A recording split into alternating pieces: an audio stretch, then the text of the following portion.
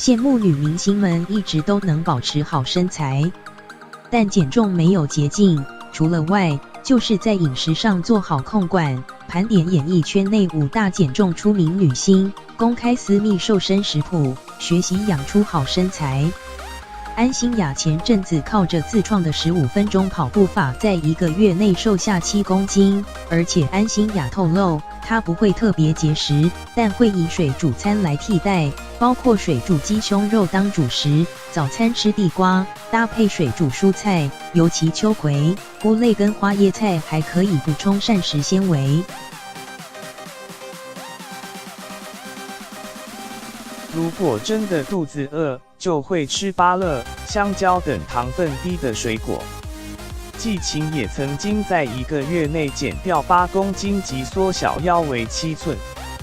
减重食谱则是早餐吃1颗水煮蛋和新鲜番茄，吃腻了可改番茄炒蛋。午餐及晚餐则是水煮蛋白、烫青菜、水煮肉，肉可挑鸡鱼牛择一，强调所有料理都是水煮。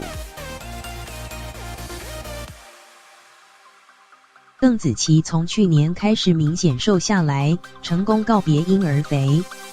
她透露自己会多喝红豆水，吃少盐花椰菜，3餐主食用蒟蒻面或蔬果代替，将淀粉及肉类摄取量压到最低，饮食清淡自然瘦身。周扬青不仅脸蛋精致，平坦小腹更是宣告她瘦身有成。周扬青曾经分享，自己瘦身全靠小黄瓜，靠着一份食谱狠甩20公斤。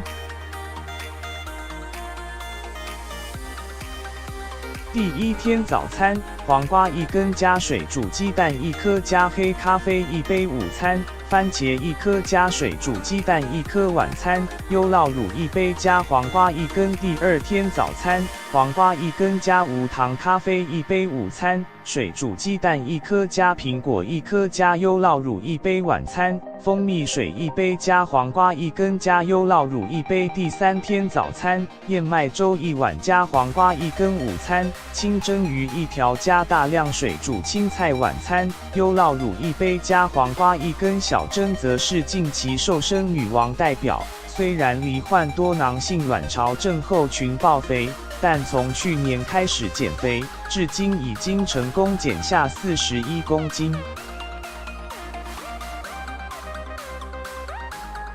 小珍透露，她不会忌口，但会特别控制分量，像是一个便当分3餐吃，饿了则吃水果或热量低的零嘴。同时最重要的是养成习惯，让自己尽量处在开心状态下，自然减重成功。